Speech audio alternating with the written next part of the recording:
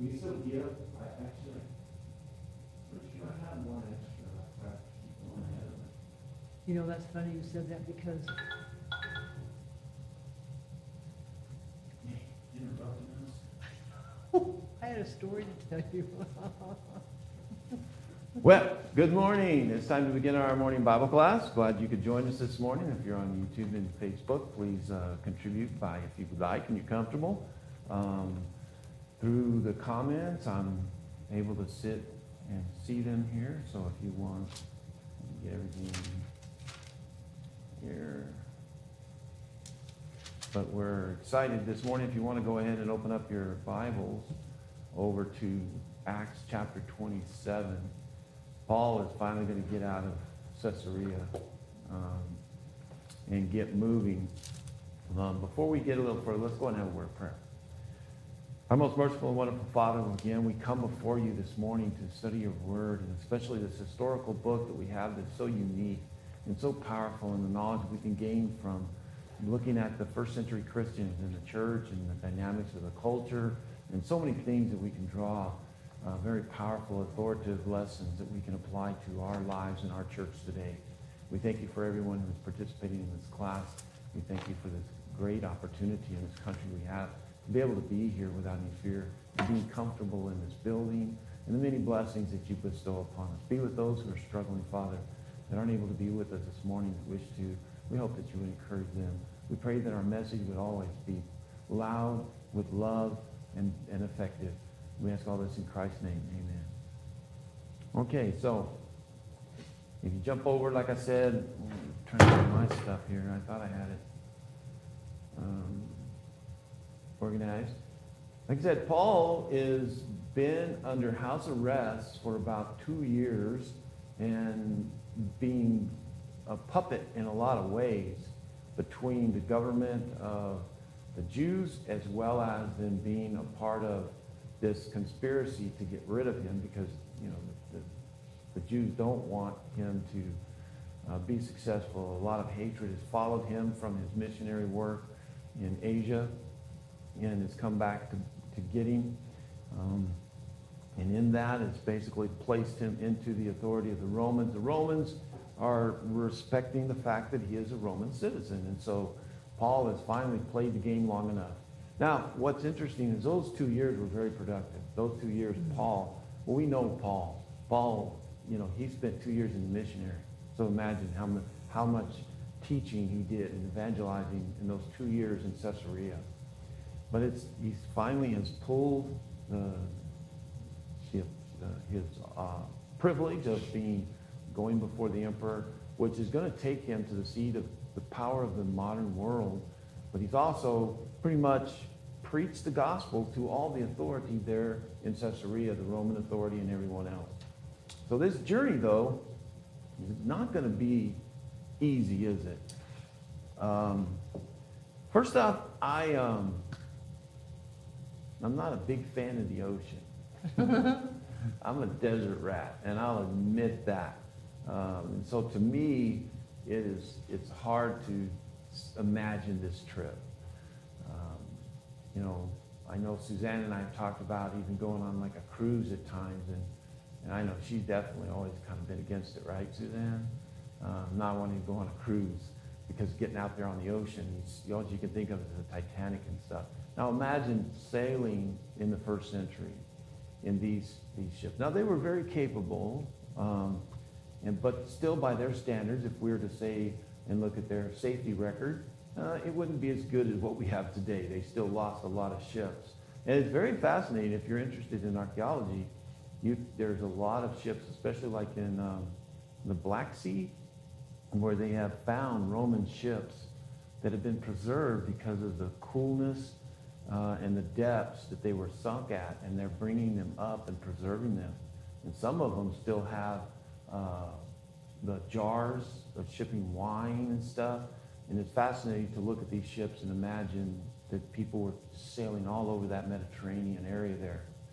So as we begin this journey, what I want to do is just kind of give you a map, because I do love maps, of kind of the overview of the way this route's going to go. Down there to the bottom right of the map, you see Caesarea, Sidon. Then, so he's going to sail from Caesarea up to Sidon, from Sidon, come all the way around, skipping around Cyprus, up to Myra, and then Cnidus, and then drop down. And the weather is a huge factor in all of this. And then eventually ends up on being crashed on Malta, and then he'll make his way on up into Rome. But even the landing in Italy, there's a journey that we'll see towards the end of this book as he comes through. And all of this is an amazing continuance of God's witness. And it's going to leave a mark on so many people versus if he would have gone by land route. There's going to be over 276 people that are going to be influenced by this event, and that's 265 live witnesses that saw it, witnessed everything, and are going to take that message out.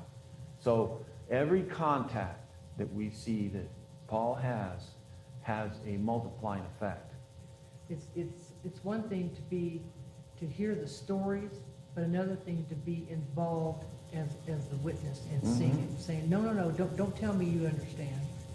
People say they understand, but when you're right there in the throes of it, you become so compassionate about it. And sometimes even, let's just say, the odds of 276 people surviving all this, but then the odds of 276 people all becoming Christians is pretty low.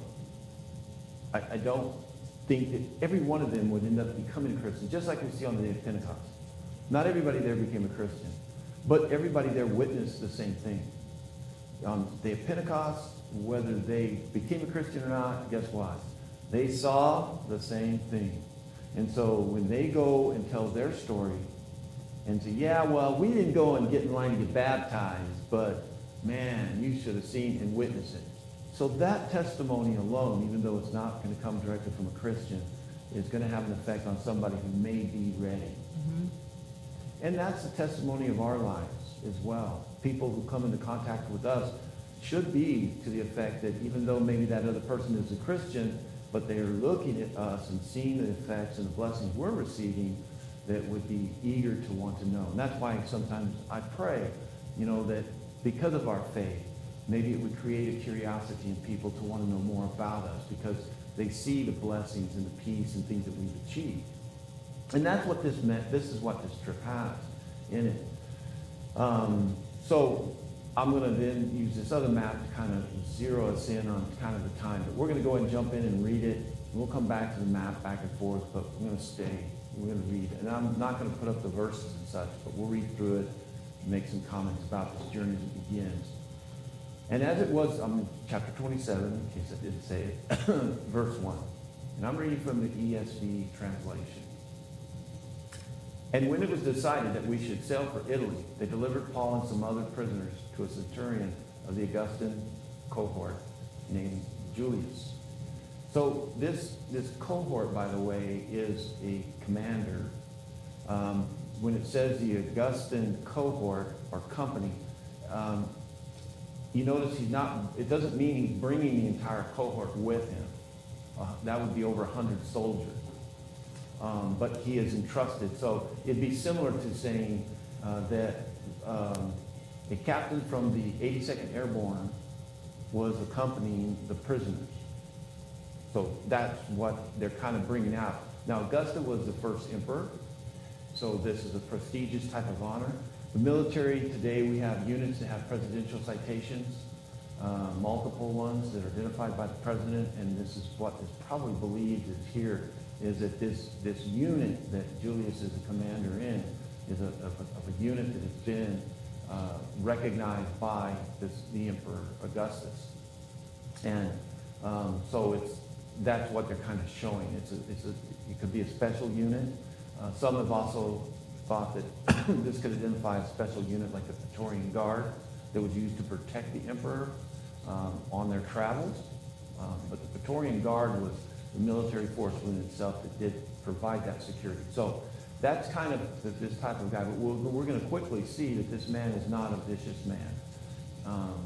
And it just continually surprises me to find these centurions who are the hardest of hard, have seen the most vicious things, have done some barbaric things in battle, hand-to-hand murdering, ordering the execution of their own soldiers for minor violations of discipline. And we find these men, even though with all that trauma that they've experienced, that should have shaped them into such a hardened person, that they're capable of having a good person, being a good personality and a good person inside. So they embarking in a ship of Adramyttium, which is about to sail to the ports of the coast of Asia. We put to sea, accompanied by Aristarchus, a Macedonian from Thessalonica. Now, this is not the first time we've heard of this guy. This is the one that was also really kind of stirred up the guys who were grabbing Paul in the temple that was accompanying him. So Aristarchus has traveled with him and is going to continue with him. Now, Luke is with him as well. He's the one writing this. And when we see that, we saw that transition where as Luke has penned this book, that he transitioned from third person to first as he's writing it. So he would write about it, but then he starts to include himself by saying we. And this is where we see that Luke is also a witness of this. And so they're attempting now to travel along, and the winds are starting to pick up. Now this is in autumn of the year, possibly around 60, 59, 60 AD. And this is beginning the wrong time of the year to be traveling on the ocean. Mm-hmm. Yeah, this is not the right season for them to do so. So the next day they put in at Sidon, and Julius treated Paul kindly and gave him leave to go to his friends to be cared for.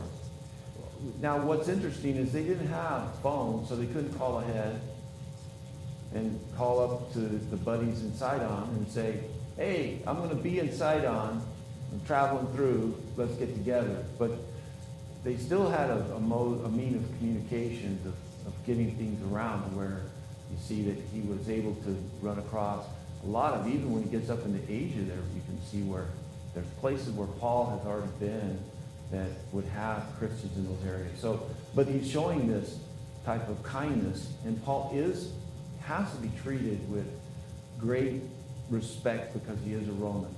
So that's another reason for it too. So starting in 4, putting out to sea from there, we sailed under the lee of Cyprus because the winds were against us. So if you look on the map there, they're being affected by the wind. Mm-hmm. They're trying to hug. This guy, the captains of these ships understand this weather is starting to turn. They're getting to the end of the season where they should even be out sailing. But we're already starting to see this winds are starting to turn against them. What's interesting is how fast they actually sailed from where they started outside Caesarea up to Sidon, very rapidly. But if you look at the map and the way the winds they're coming from the west at this time. So they're able to take advantage of that and kind of cut perpendicular to that and quickly move in. But now, as you start to head north around Cyprus, they couldn't get up closer. So they're kind of they're being pushed. So that western wind, now they're going into it directly and being more difficult for them to sail. And it's wise because the captain is going to try to stay close to land. But a lot of times they would sail directly across the Mediterranean, straight across. Mm-hmm. But the captains know that they're at the end of the season, they should be out. So when they sailed across the open sea along the coast of Cilicia and Pamphylia, we came to Myra in Cilicia. And that's up here. If you'll remember, when Paul on his first missionary journey came into the same port, and that's where he launched from there. After him and Titus came from Cyprus, they went on up into the same port there. So this is another area that there may be people that he knows. So there the centurion found a ship of Alexandria sailing for Italy and put us on board. Now, put us, he's including himself, the captain. He's not turning him loose and saying, okay, guys, put you on the ship. Now, this ship automatically we get an idea of what type of ship it is because it's coming from Alexandria. If you look on the map there, on the very bottom, it says Egypt. It's Alexandrian ship. Egypt was the heart was the breadbasket of the empire. And over the centuries, Egypt was always an area that Rome guarded because it didn't grow a lot of wheat and grain in Italy. And they were very dependent upon it coming from. As a matter of fact, during Caesar, one of the things he did is he went to Alexandria, he went to Egypt, you'll recall. We see that it's always been very important. These ships were large. These would be our oil tankers. So it's a very large ship, and about 276 on board. So loaded down. But the Centurion is changing ships because he's trying to find the most effective route or ship that could get them to Rome. So we sailed slowly, see the wind and weather's affecting them, for a number of days and arrived with difficulty off Cnidus. And as the wind did not allow us to go further, we sailed under the lee of Crete off Salmon. So now you see them proceeding across out of Myra, trying to come up, and they get as far as Cnidus there toward the top of the map where you say Macedonia. But now the difficulty and the wind's not allowing them to continue to cut across like towards Greece. And it actually then swings them down and pulling them away. And so they make it to a place coasting along with difficulty again. We came to a place called Fair Havens, near which was the city of Lasea. And now, this again is them just struggling to make this journey, and they're going to reach a point where they're going to try to decide on where they're going to stay and weather this out. And to me, it's interesting because look at travel today when the airlines have an hour delay. I mean, people freak out, miss my connection. And I had to stay in Atlanta for, 5 hours and such. You wouldn't have handled this travel. This type of travel in that day and age would not have been something that would have been very easy. And they weren't going to a motel. Yeah, and that's the other thing. Lodging. It's not like they probably had lodging because there were travelers and stuff, but it's not going to be anywhere the accommodations that you have. So I don't know. That would be an interesting, I never thought of that. I'm thinking about them sleeping on the ship. I mean, because you don't have a guard per person. So they've got to surround them and keep them contained. Mm-hmm. Because it's more than just, we don't know how many other, it says prisoners. Now, Paul's a prisoner, but Luke's not. He's a companion. And neither is Articus. He's not a prisoner. He's a companion. He's traveling with them. Unless they arrested him, but there's nothing that we can read that says that they ever became prisoners. But you're right. I mean, it's a grain ship. It's not a passenger ship. So, and then it's not smooth water. If you've got winds blowing, that means you've got swells that are probably pretty large. The ship is already starting to take a lot, which means it's cold, wet, a very miserable journey even to this point. But the weather is getting worse. And so it's picking up in night. Since much time had passed and the voyage was now dangerous because the fast was already over. So that gives us a time. This is kind of a comment about the conditions and the time in which why we can say it's late September into October, referring to the fast was Jewish feast. Oh my gosh, my brain. Is over, indicating the Day of Atonement, there it goes, was the fast that they were celebrating, and that tells you that after the Day of Atonement, you didn't travel by sea. That was something that wasn't done. And remember, these feasts as well were days of travel for the Jews that would come and travel. These were mandatory for a faithful Jew to be in Jerusalem for under the Mosaic law during the dispersion, and now you have Jews living everywhere. So that reference there, as he's saying this, is also kind of indicating, we all know that after the fast is over, not a good time to be traveling by sea. You pretty much, your choice is going to be by land to travel. One comment I also want to say about Luke and his documenting of this trip has caused a lot of historians to credit him for the amount of detail of shipping, the way that the maritime conditions were, validating the fact of we're going to see some other things that he documents on how they protect themselves as they're sailing. It really shows a lot. Even his use of the word lee side, describing, he's almost using maritime type of descriptions. So this is a very interesting, very detailed type of trip that he's describing. And this is, again, like I said, 50, 60 years ago, Luke was discredited. Nobody had a lot of respect for him. But after archaeology, finds and other things, and then analyzing even this section right here that we're reading now, has given a tremendous amount of credibility of Luke as a historian.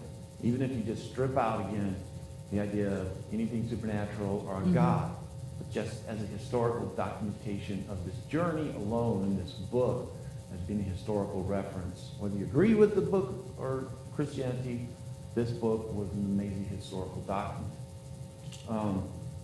So now Paul, knowing this, he advised them, saying, "Sirs, I perceive that the voyage will be with injury and much loss, not only of the cargo and the ship, but also of our lives." So he kind of hits all things around. I mean, the cargo was grain. Grain much needed in Rome. It's like the Exxon Valdez, when these big oil tankers crash, it hurts the economy as well, but also of our lives. But the centurion paid more attention to the pilot and to the owner of the ship than to what Paul said. And that really does make sense. I mean,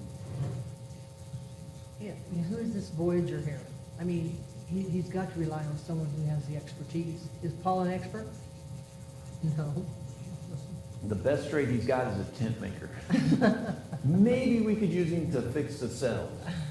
But, it makes sense. A centurion listening, I used to read that and think, man, they're dumb for not listening to Paul. But we know the rest of the story, and we believe that Paul's inspired. So we would listen to Paul. I think all of us would listen to Paul if he gave us advice. But we also assume that everything he said was inspired. That everything Paul said was directly something revealed to him from God. And that's not true. That's not the way the Holy Spirit operates. But it is his opinion, and who knows? Maybe this was pure fear that Paul understood that Paul was a human as well. I also want to bring up the fact that this is one of these that he will later on write and talk about the shipwreck in the deep, the things that he experiences in his life, some of the miserable things that he's gone through. And so, no, you're not going to listen. And why? This is the logic why they're choosing to go on. Because the harbor was not suitable to spend in the winter in. And the majority decided to put out to sea from there on the chance that somehow they could reach Phoenix, a harbor of Crete, facing both southwest and northwest, and spend the winter there. So we're looking in October. If we're saying October, you're talking about all the way through till maybe end of February, probably March, that they would end up spending. That's what I mean about the amount of time of travel. But every one of these delayed and long travels are great benefits. But Paul is going to get to teach. He's going to have that exposure. When it says the majority, so did they take a vote? That is interesting too, isn't it? Because Everybody agree we should stay, or Mhm. Because they're not gonna let them off. If you don't wanna go, then just get off. Yeah. No. I think the majority in the conversation, which probably was the people standing around there, but I thought about the captain. The captain probably knows better than the centurion or anybody else. I mean, he's been sailing, he's been entrusted with this massive ship and valuable cargo. So I would say, hey, what do you think? Let's go with what you decide. You're the captain, you've been Right. sailing these waters. Right. But it is interesting. Maybe it reflects the idea that the captain understands the risk. Are you guys willing to take it? You want to take that risk? And that's good leadership, I think. Unless he was just that set against it. But they understand it's a risk. It even says a chance. And then try to get there. Well, that's not going to be the way that this goes, is it? So, starting in 13. Now, when the south wind gently blew, supposing that they had obtained their purpose, they weighed anchor and they sailed along the creek close to the shore.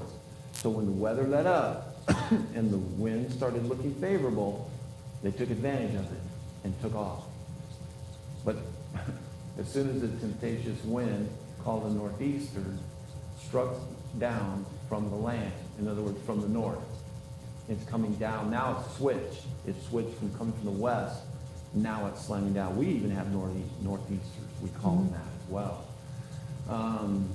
There's actually in the Greek, there's another name they have for it. They don't call it that, but I can't even pronounce it, so I won't even try. Some translations actually use it and call it the name, but we would call it a northeaster.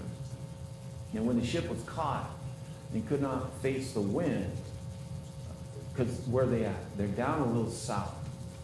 So they're trying to go north. But the winds now have shifted from the west, and they're trying to go north. Now it's against them as well. And now they're caught. And there's no way. They're losing control quickly. And running under the lee of a small island called Clauda, we managed with difficulty to secure the ship's boat. That is a lifeboat. So it usually would just float behind it. Safe space, it'd be behind them. That boat's going to be interesting later on, right? Mm-hmm. After hoisting it up, they used supports to undergird the ship, then fearing they would run aground on the Satyrus, they lowered the gear, and thus they were driven along. That Satyrus is it's on the African coast, and it was kind of a mariner's boogeyman place where you did not want to get driven into. Down on, if you look on the map up there, the Cyrene, where it says Carinthia, on Africa there, it would drive them into that area there. And apparently there were ships, something that would occur. So, because of the buckling and the waves, like we've seen in film, that's something really awesome. We can almost appreciate it if you've watched any storm shows and things, you can imagine the buckling, and these are wood ships. So what would they do? They would run these cables underneath them, slide them under, and then pull them up to help buckle in and tighten up the beam so that as they were buckling and bending, they wouldn't snap. And it also cut down on the leaking, because you can imagine those timbers, as they're flexing, they're opening up. So they're automatically going to allow some water to come in. So they're trying to just tighten up the ship to where it's not going to leak. This is another maritime technique and technology that is applied that Luke here takes the time to detail what they're doing. He's watching and writing this as he documents it all. That's not helping. So then they, 18, since we were violently storm-tossed, they began the next day to jettison the cargo. On the third day, they threw the ship's tackle overboard with their own hands. So everybody, in other words, helped out in trying to lighten this load, because they're taking on water. and they can't get the water off fast enough, and so it's added extra weight as well. So now they're tossing off things that will help keep them from being swamped and go down. So they're even throwing off the equipment to sail. I mean, they're getting that desperate. They're throwing off the tools, in other words, that they would use to sail this ship. They're that desperate. I don't know how they bundled the cargo of grain. Yeah.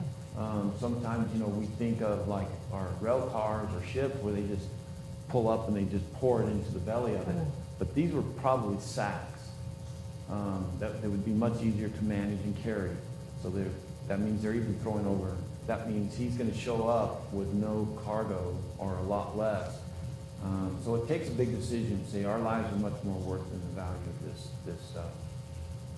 So neither sun nor stars appeared for many days, and no small tempest laid on us. All hope of our being saved was at last abandoned. And 14 days being tossed around like that, it's got to be so unnerving. This is probably the 14 days. See, this says many days, but we know that it's the 14 days that they I can't imagine how fearful and sick. You just can't, and again, we're talking about cold, wet, not having a good place to sleep. They're probably not sleeping because they're in fear. The terror that they must be experiencing for 14 days as this is going on. They've given up on hope. They're just waiting to die. In 21, since they had been without food for a long time, Paul stood up among them and said, "Men, you should not have listened to, or you should have listened to me and not set sail from Crete and incurred this injury and loss." So people are getting injured. It's not just the injury of the loss of that, but if you've ever watched, what is that Alaskan fish show that they have, the greatest catch, or it's where they're fishing off Alaska. But it was on forever. If you watch those guys trying to fish in those seas, those oceans, I'll remember it probably later on. But this is my kind of picture of this, is them, and those guys are getting hurt all the time. Again, we don't know we don't know yet that God is speaking to him and told him earlier not to sail, because there's a part that I think the Lord was wanting this to happen, because deadliest catch. Yeah. I knew I'd get it. Okay, the deadliest catch. But because one of the things that we see is that the Lord is going to use this as an opportunity as well. So this may have been him just kind of pointing out the fact that, hey guys, I told you so. I told you. Maybe I'm just a tent maker, but I told you this is not a good thing for us to continue on this. But we do see that in 23, he said, "For this very night there stood before me an angel of the Lord, to whom I belong and whom I worship. And he said, 'Do not be afraid. You must stand before Caesar.'" God's got a plan. Right. I'm not going to let you die. But that's him. That's what you think. But that includes, because again, this is not just about him going and alone, just the singularity of the mission of getting before the Caesar, but again, this is the testimony of God's power, God's truthfulness of what he is saying. Don't be afraid. All you must stand before the Caesar, and behold, God has granted you all who sail with you. So take heart, men, for I have faith in God, that it will be exactly as I have been told. We must run aground on some island.